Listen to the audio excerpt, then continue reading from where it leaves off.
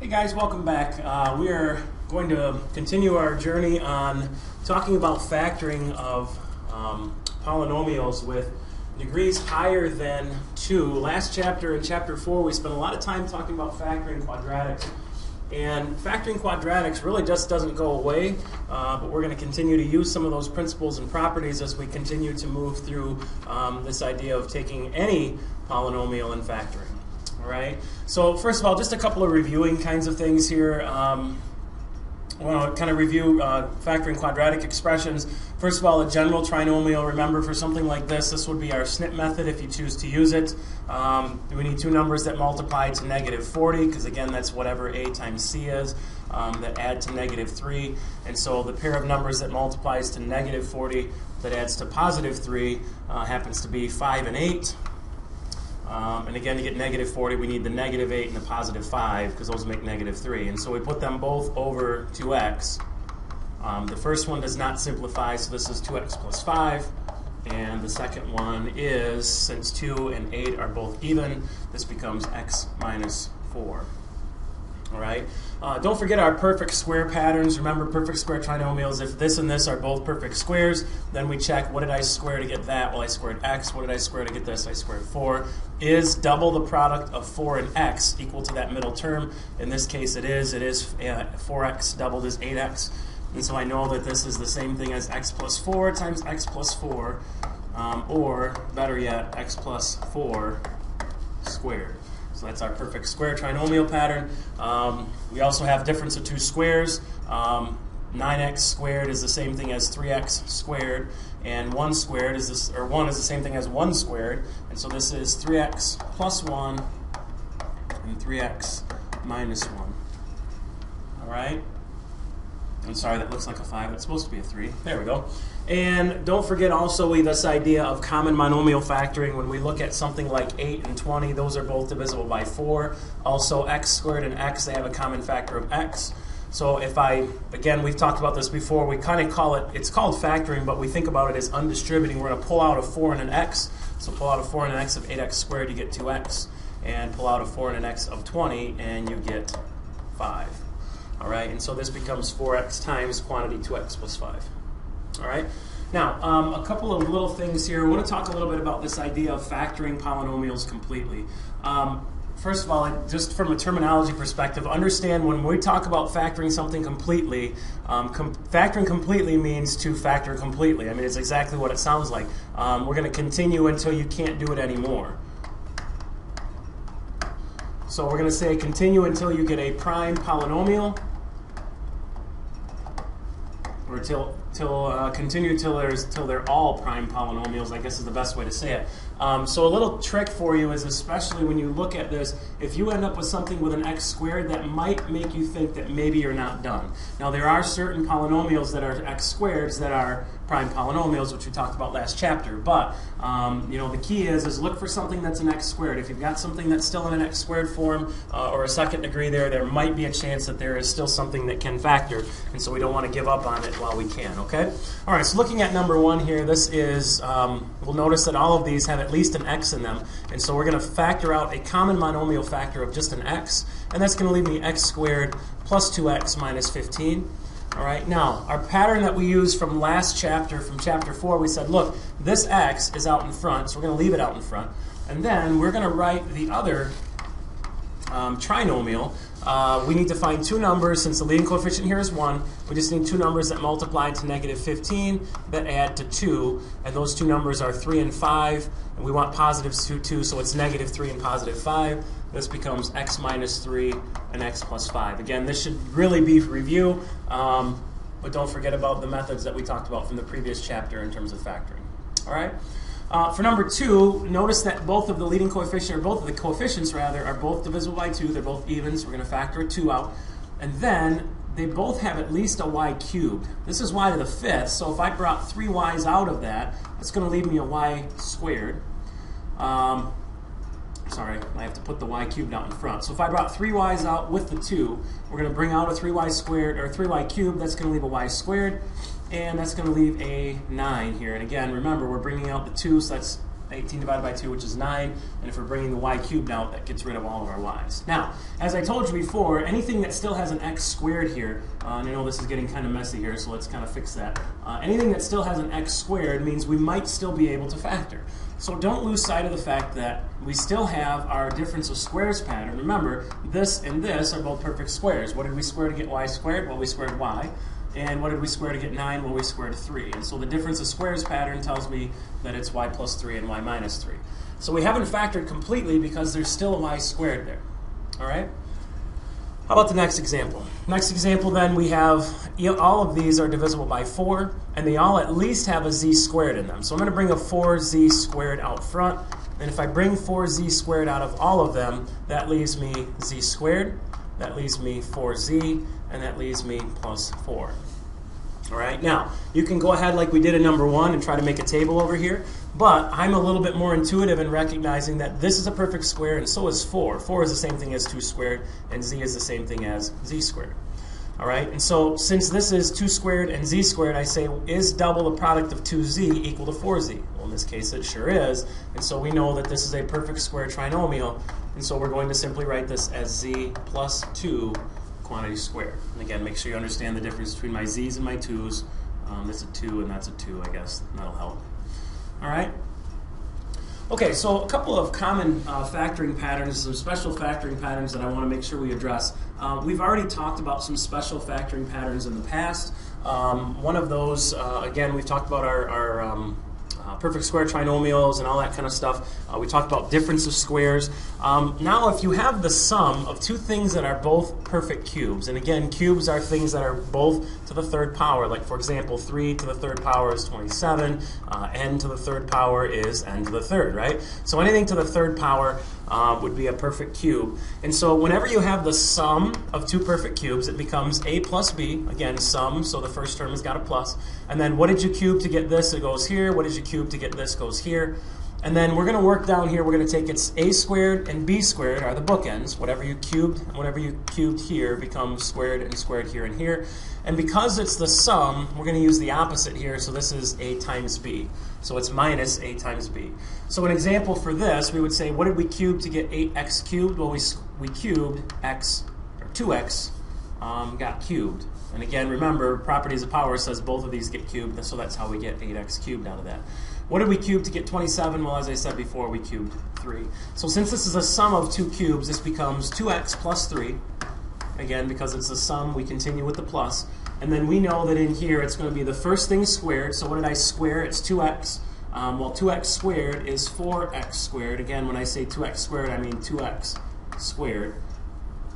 On the end, it is 3 squared, which is 9. And in the middle, since this is plus, we use the opposite sign here. And it's basically the product of 2x and 3, which is 6x. All right? The difference of two cubes pattern is the same idea because it's the difference of two things that are perfect cubes. Now we say, what did we cube to get this, and what did we cube to get this? Go a minus b, and notice here now we use a plus sign. We just basically use the opposite of whatever's here. All right? So what did we cube to get 64x cubed? Well, we cubed 4x. And what did we cube to get 1? Well, we cubed 1. And since this is the difference of two cubes, this becomes 4x minus 1. And then it becomes the first thing squared, so 4x gets squared, that becomes a 16x squared. And then the 1 also gets squared, so that's still 1. And then in the middle, since this is a minus, this is a plus, and then we just take the product of 4x and 1, which is 4x. And again, this is still a plus on the end. All right, so that is the sum and difference of cube patterns. Let's go ahead and see if we can't do a couple examples here where we practice with factoring with cubes. All right, first example here in number 4. We first recognize that this is a perfect cube and this is a perfect cube. What did we cube to get x cubed? Well, that's pretty obvious. And what did we cube to get 64? Well, we cubed 4. All right, and so now we say since this is the sum of two cubes, this is x plus 4. And then whatever we squared here, so this is now x squared. And then whatever we got here, we got to square that, so that's 16. Since this is a plus and this is a plus, this becomes the opposite. And so it becomes whatever this times this is. In this case, we're going to put 4x instead of x4. And then we need the plus. All right. Now, number 5 is a little trickier. in number 5, because there's a common monomial factor here, we can factor out a z squared from both, all right? And we also recognize the fact that both of these are even. Unfortunately, there's no bigger factor that goes into 16 and 250 than just 2. And so this becomes 8z to the third minus 125. All right? Now, the 2z squared got pulled out, and so that left me a cube. And again, the squared got brought out, so that left me just 125. Now we ask ourselves, what did we cube to get 8z cubed? Well, we must have cubed 2 and z. All right? And what did we cube to get 125? Well, that's 5 cubed. Since this is the difference of 2 cubes, this becomes 2z minus 5. And I'm going to have to slide it down underneath, but you understand that whatever I write down here is going to go on the end. Sorry, I'm kind of running out of space. And so it becomes the first thing squared, which is 4z. It becomes the last thing squared, which is 25. And because this is a minus sign, this is now plus. And it's the product of 2z and 5, which is 10z. And so this becomes 4z plus 10z. I'm sorry, 4z squared, sorry, plus 10z plus 25. Now this is kind of a mess, so I'm going to fix this up just a little bit. Don't forget that we still have the 2z out in front, the 2z squared that we originally factored out.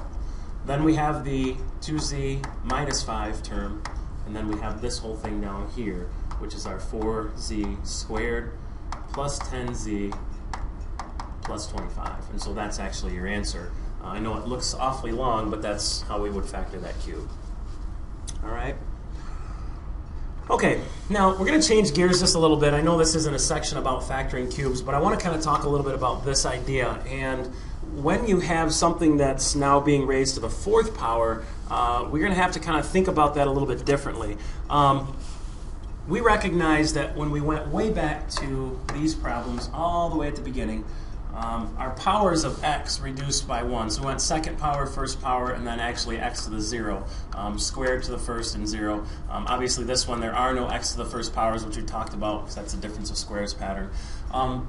But in the example that I have down here below, these powers are now not decreasing, and they're not just kind of dropping by 1. So we're going to kind of think about x to the 4th as a pair of x squareds. So it's like x squared squared. All right, and so we're going to think to ourselves, what did we square to get 16x to the 4th? Because actually, these are both perfect squares. As much as it doesn't look like it, they are. First of all, 81 is obviously 9 squared, right? But 16x to the 4th is the same thing as 4x squared, and then minus 9 squared. Now I know that looks kind of funky, but again, remember this is now 4 squared, which is 16, x squared squared, which is x to the 4th. So if we treat this like a pair of x's, like a square of a square, now I've got the difference of 2 squares. This becomes 4x squared minus 9 and 4x squared plus 9. Now, this is the sum of 2 squares. We can't do anything with the sum of squares, right? Because it's the sum of 4x squared and 9. But in looking at this first term, what did we square to get 4x squared? Well, we squared 2x, right? So this is 2x squared minus 3 squared. And so because that's the difference of 2 squares, we can now write that first term as 2x plus 3, 2x minus 3, and finally the 4x squared plus 9. Now you might be looking at that and saying, well, how did you know you needed to continue factoring that? But remember my discussion from before, factoring completely says, kind of take a look at your x squareds. Anytime you get all done, you think you're all done, recognize that this is an x squared, and we can still do stuff with squares, especially when it's the difference of 2 perfect squares. Now this is not something you're going to get good at by just looking at one example. So again, it's kind of one of those things where the more you practice, the better you get at it, and we'll get plenty of opportunities as we move throughout this section, okay? All right, for number 7, all the terms have a common factor of 2. All the terms also have a common factor of at least a p squared. So when I factor 2p squared out, I'm going to get p to the 6th plus p to the 3rd, plus 5p to the 3rd, and plus 6. Now, when I get to that part right there, now I've factored a 2 out of all of those terms, and we've also factored the 2p squared out. So when we get down to this now, we've got p to the 6th and p to the 3rd. Notice that p to the 3rd is half of p to the 6th. Back on the first section, if you go back to that first example, you had 2x to the 2nd minus 3x minus 20. Again, this is way back in the beginning. Notice the power here for x was half of this. All right? If my powers here have to do with p to the thirds, when I separate this into p to the third times p to the third,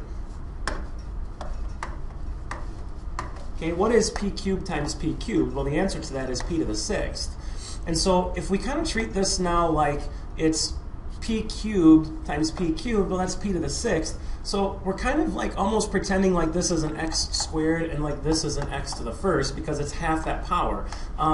In the textbook, they'll refer to this as quadratic form, but we're not gonna do it that way. We're just gonna say, look, this is half of this p to the sixth, and so in our other problems we were doing this was half of x squared, and so if you kind of think about that for now, we're just gonna say, look, what two numbers multiply to 6 that add to 5? Well, that happens to be 2 and 3, right? And so if this was p cubed plus 2 and p cubed plus 3, notice when I do p cubed times p cubed, I get my p to the sixth.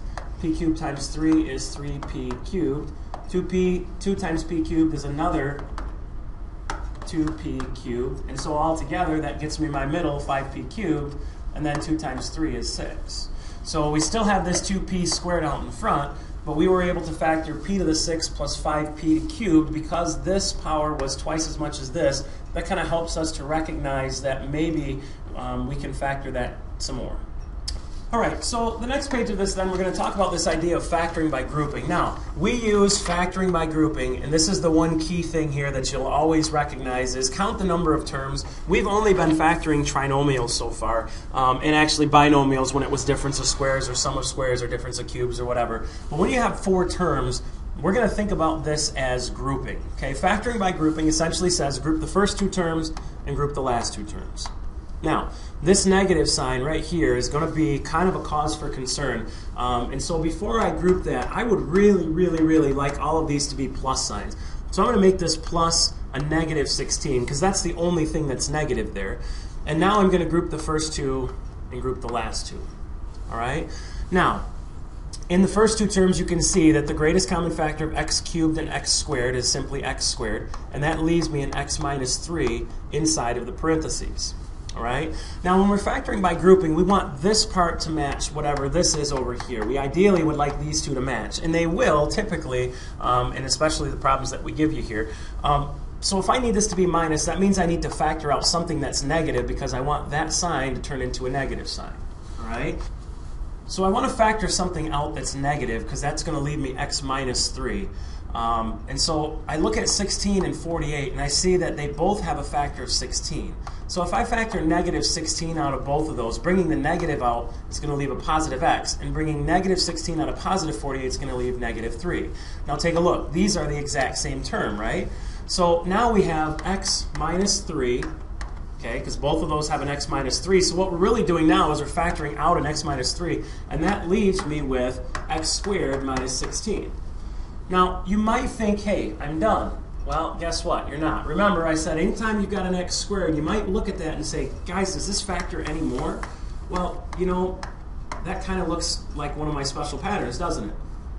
Okay, is this the difference of squares? X squared minus 16? Sure. This is the same thing as x plus 4, x minus 4. All right? I want you guys to go ahead and try number 9. Again, before you do that, before you start grouping, make this plus a negative 9x. I want you to try one and then restart your video. We'll be right back with a solution.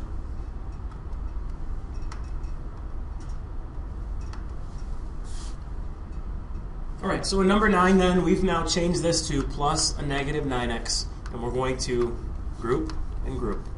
Now, greatest common factor of cubed and squared is simply x squared. We are then going to bring those 2 out, and that's going to leave me with an x plus 7. All right? In the next 2 terms, we'll notice that ideally, I got to get x plus 7 here, right? So what can I factor out of 9x to leave negative 9x to leave positive 9? Well, obviously, that's bringing out negative 9. So I factor a negative 9 out, that's gone. Factor a negative 9 out of negative 63, that leaves positive 7. And so you'll see you've got x squared times x plus 7 minus 9 times x plus 7. They both have an x plus 7, so let's pull that out. This becomes x plus 7. And what's left over after I bring those 2 out? X squared minus 9. Are you done? Well, if you answered no, you are correct. You are not done because the second term is the difference of two things that are perfect squares. So this is x plus 3 and x minus 3.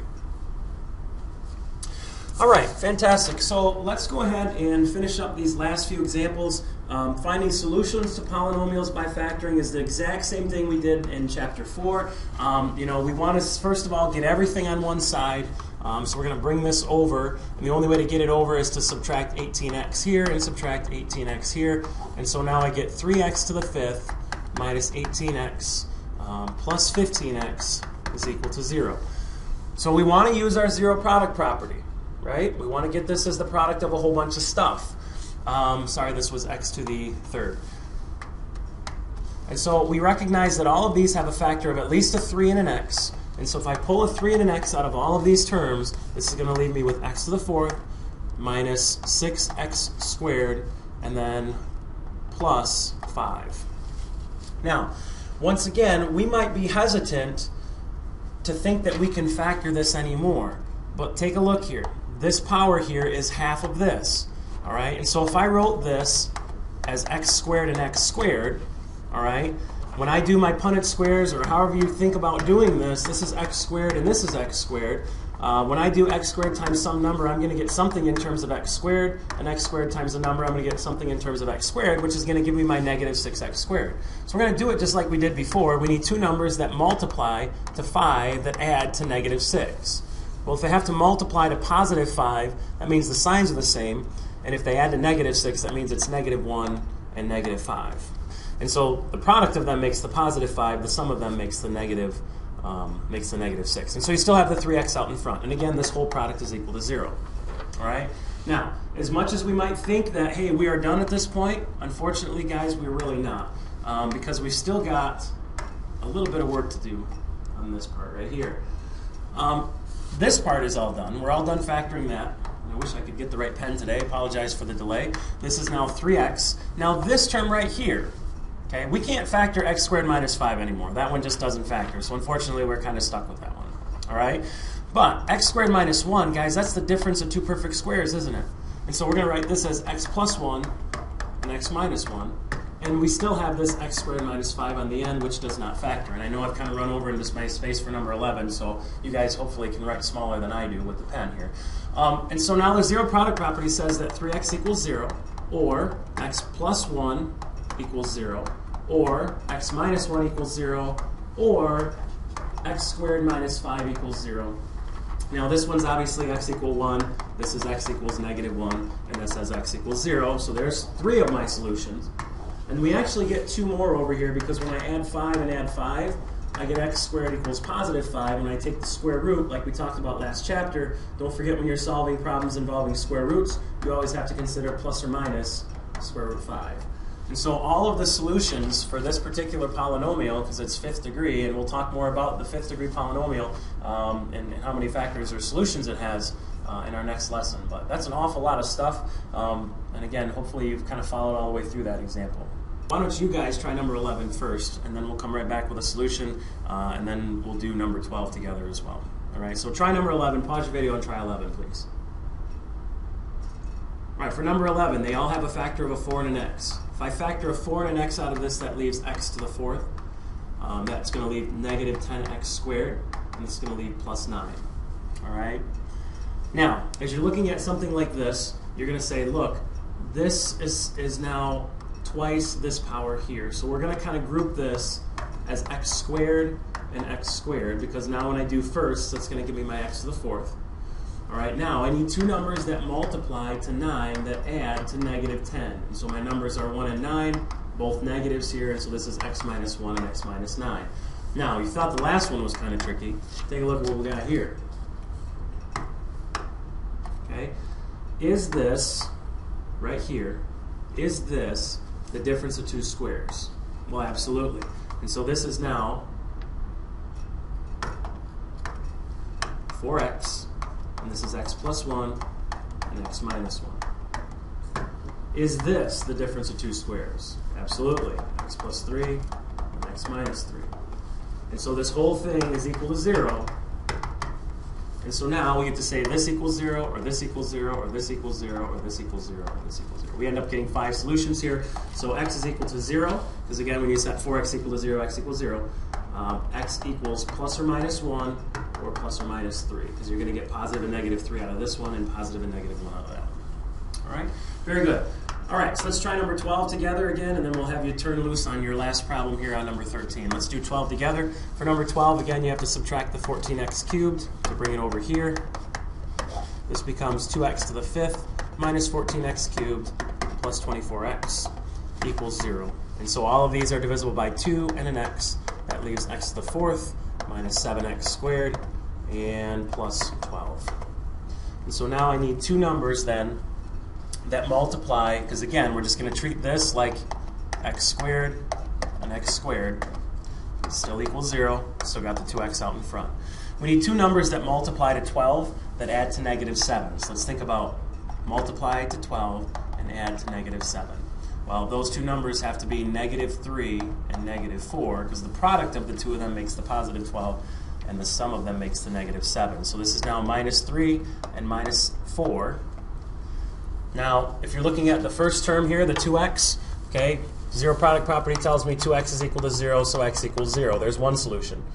The second one, you're going to get x squared minus 3 equals 0. So if you add 3 to both sides, you get x squared equals 3, and when I take the square root, I get x equals plus or minus radical 3. And then for this one, we're not quite done there yet. Like I said, you could continue factoring this because it's the difference of two squares. This is x plus 2 and x minus 2. And so again, now x equals plus or minus 2, because when you set this factor equal to 0, you get negative 2. When you set that one equal to 0, you get positive 2. And finally, on the last example then, the last example is probably one of the more challenging. We want to add the 6x to the 4th to both sides. And so this becomes positive 6x to the 4th minus 27x to the 3rd minus 15x squared is equal to 0. Now in this case, my powers do decrease by 1. So we're going to go back to some of our old methods. First of all, recognize that they all have an x squared in them, and they all have at least a factor of 3. So that's going to leave me 2x squared. This is going to leave me 9x to the 1st. And when I factor an x squared and a 5 out, that's going to leave me negative 5 is equal to 0. And so now I need two numbers that multiply to negative 10 that add to negative 9. And again, where do we get the negative 10 from? 2 times negative 5 becomes negative 10. And so this becomes 1 and 10. We need negative 10, so that means you need one of each. And to get negative 9, that has to be negative 10 here. And so this is now 3x squared times x plus, this is over 2x, and this is over 2x, right? And so our first term becomes 2x plus 1, and our second term becomes x minus 5. Now since 2x plus 1 doesn't factor anymore and x minus 5 doesn't factor anymore, we're done factoring. And so we set 3x squared equal to 0. That's going to tell you x equals 0. You're going to set 2x plus 1 equal to 0. That's going to tell you x equals negative 1/2. And you're going to add 5 to both sides on this one. You're going to get x equals 5. And so your solutions are x equals 5, x equals negative 1/2, and x equals 0. We only get 3 zeros out of that particular problem, even though it's a 4th degree.